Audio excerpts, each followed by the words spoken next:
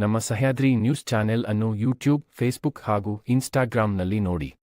Subscribe, like ಮತ್ತು share ಮಾಡಿ ಪ್ರೋತ್ಸಾಹಿಸಿ. ನಮಗೆ ಸಮಿತಿಗೆ ಸಹಕಾರ ಮಾಡಿಕೊಂಡಿದ್ದಾರೆ. ಅವರಿಗೆ ನಿಮ್ಮೆಲ್ಲರ ಪರವಾಗಿ ಸ್ವಾಗತ ಬಯಸ್ತೇನೆ. ಹಾಗೆ ನಮ್ಮ ಬ್ಲಾಕ್ ಕಾಂಗ್ರೆಸ್ ಅಧ್ಯಕ್ಷರು ಸ್ನೇಹಿತರಾದ ಶಿವಕುಮಾರ್ ಅವರು ನಮಗೆ ಸಹಕಾರ ಮಾಡಿದ್ದಾರೆ. ಅವರಿಗೂ ಸಹ ಸ್ವಾಗತ ಬಯಸ್ತೇನೆ. ಹಾಗೆ ನಮ್ಮ ಬಗ್ಗೆ ಚಿರಪರಿಚರು ನಮ್ಮ ಭಾಗದವರು ಕಾಶಿಯವರು, ಅವರು ನಮ್ಮ ಪ್ರವೀಜು ಮತ್ತು ಕಾಶಿಯವರು ಎಲ್ಲ ಓದುವವರು, ಸೋಮಣ್ಣವರು ಎಲ್ಲರೂ ನಮಗೆ ಸಹಕಾರ ಪಾದಯಾತ್ರೆ ಬಂದು ಸಹಕಾರ ಮಾಡಿದ್ದಾರೆ. ಅವರೆಲ್ಲರಿಗೂ ವಿಸ್ಫೂರ್ತಿಯಾದ ಸ್ವಾಗತ ಬಯಸ್ತೇನೆ. ಆಮೇಲೆ ಹೆಚ್ಚಿನ ಸಂಖ್ಯೆಯಲ್ಲಿ ಹೆಣ್ಮಕ್ಳು ಪಾದಯಾತ್ರೆ ಮಾಡಿ ನಮ್ಮ ಒಟ್ಟಿಗೆ ಸಹಕಾರ ಮಾಡಿದ್ದಾರೆ. ನಿಮ್ಮೆಲ್ಲರಿಗೂ ವಿಸ್ಫೂರ್ತಿಯಾದ ಸ್ವಾಗತ ಬಯಸ್ತೇನೆ.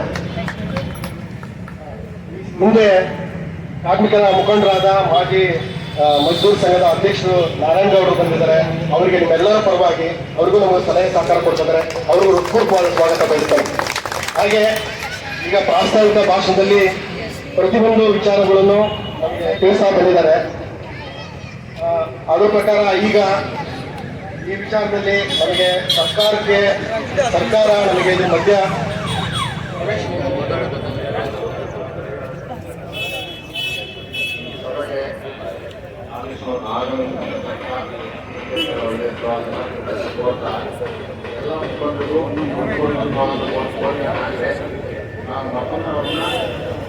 ನಮ್ಮ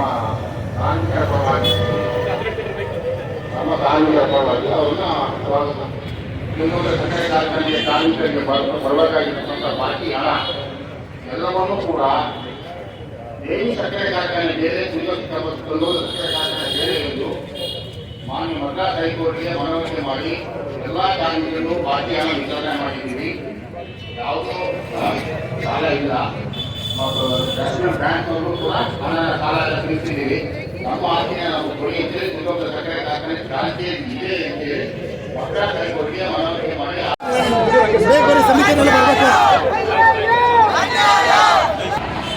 ಶಿವಮೊಗ್ಗದಲ್ಲಿ 1955ರಲ್ಲಿ ಏನು ಸಕ್ಕರೆ ಕಾರ್ಖಾನೆ ಮಾಡಲಿಕ್ಕೆ ಅಂತೇಳಿ ಯಾರೋ ಒಬ್ಬ ಕಾರ್ಖಾನೆ ಬಂದಾಗ ಸರ್ಕಾರ ಮತ್ತು ಹಿಂದಿನ ಮೈಸೂರು ಮಹಾರಾಜರು ಸುಮಾರು 3685 ಎಕರೆಯನ್ನು ಮಹಾರಾಜರು ಮತ್ತು ಸರ್ಕಾರ ಅವರಿಗೆ ಲೀಸ್ ಮುಖಾಂತರ ಕೊಟ್ಟು ಮೈಸೂರು ಮಹಾರಾಜರ ದಾನವನ್ನು ಕೊಟ್ಟಿತ್ತು. ಈ ಜಾಗ ಯಾವುದೇ ಸರ್ಕಾರಿ ಕಾರ್ಖಾನೆಗೆ ಮಾರಾಟ ಆಗಲಿ ಅಥವಾ ಅವರಿಗೆ ಕೊಂಡಿದ್ದ ಜಾಗನೂ ಅಲ್ಲ. ಅದನ್ನು ಸರ್ಕಾರಿ ಕಾರ್ಖಾನೆ ಮಾಡಲಿಕ್ಕೆ ಅಂತ 3000 ಅನುಮತಿ ಕೊಟ್ಟಿದ್ದನ್ನು ಹಲವಾರು ವರ್ಷಗಳನ್ನು ನಡೆದು ಕಾರಣಾಂತರದಿಂದ ಅವನು ಬೇರೆ ಬೇರೆ ಕಾರಣ ಇಟ್ಕೊಂಡು ಸಕ್ಕರೆ ಕಾರ್ಖಾನೆ ಮುಚ್ಚಿರ್ತಾನೆ. ಅದಾದಮೇಲೆ ಬೇರೆ ಕಾರ್ಖಾನೆ ಸಹ ಮಾರಾಟ ಮಾಡಿದ್ದಾನೆ. ಅವನು ಸಹ ಒಂದು 2 ವರ್ಷ ಆದಮೇಲೆ ಸುಮಾರು 25-30 ವರ್ಷ ಯಾವುದೇ ಕಾರ್ಖಾನೆ ನಡೆದರೆ ಜಮೀನಾಗಲಿ ಮನೆಗಳನ್ನಾಗಲಿ ಯಾವುದನ್ನು ಅವನೇನು ಇಲ್ಲಿವರೆಗೂ ಬರಲಿಲ್ಲ. ಈಗ ರಿಯಲ್ ಎಸ್ಟೇಟ್ ಮಾಡಲಿಕ್ಕೋಸ್ಕರ ಯಾವುದೇ ಭೂಗಳ್ರಿದ್ದಾರೆ ಕೆಲವರು ಅವ್ರನ್ನ ಸೇರ್ತು ಶಾಮೀಲಾಗಿ ಈ ಜಮೀನನ್ನು ಲಪ್ಪಾಯಿಸೋಕ್ಕೋಸ್ಕರ ರೈತರನ್ನು ಒಪ್ಪಿಸೋದು ಮತ್ತು ಮನೆ ಕಟ್ಟಿದ ಕಾರ್ಮಿಕರು ಕುಟುಂಬಗಳನ್ನು ಮನೆಗಳ ಕಟ್ಟಡವನ್ನು ಒಪ್ಪಿಸೋದಕ್ಕೆ ಶುರು ಮಾಡಿದ್ದಾರೆ. ಅದರಿಂದ ನಾವು ನಿರಂತರ ಹೋರಾಟ ಮಾಡ್ಕೊಂಡು ಬಂದಿದ್ದೀವಿ. ಮೊನ್ನೆನೂ ಸಹ ಪೊಲೀಸ್ ಇಟ್ಕೊಂಡು ಹಲವಾರು ಮನೆಗಳನ್ನು ಅಲ್ಲೇ ಡೆಮಾಲಿಷ್ ಮಾಡಿ ಅವರಿಗೆ ಆಶ್ವಾಸನೆ ಕೊಟ್ಟು ನಿಮಗೆ ನಿವೇಶನ ಬೇರೆ ಕಡೆ ಕೊಡ್ತೀನಿ, ನಿಮಗೆ ಪರಿಹಾರ ಕೊಡ್ತೀನಿ ಅಂತೇಳಿ ಬೇರೆ ಬೇರೆಯವ್ರನ್ನ ಅವರನ್ನು ಗುಂಪು ಮಾಡಿ ಯಾರನ್ನೂ ಒಗ್ಗೂಡಿಸ್ತಲೇ ಮೊನ್ನೆ ಅನ್ಯಾಯ ಮಾಡಿ ಬೀದಿಗೆ ತಂದಿರೋ ಅಲ್ಲಿ ಹಲವಾರು ಕುಟುಂಬಗಳು. ಮತ್ತೆ ಇನ್ನೊಂದು 55-60 ಮನೆಗಳನ್ನು ಡೆಮಾಲಿಷ್ ಮಾಡೋಕ್ಕೆ ಬಂದ ಎಲ್ಲ ಕುಟುಂಬಗಳು ಸೇರಿ ಅವ್ರಿಗೆ ವಾಪಸ್ ಕಳಿಸಿತ್ತು. ಈಗ ಅವರಿಗೆ ಡಿಸಿಯವ್ರಿಗೂ ಹೇಳಿದ್ವಿ.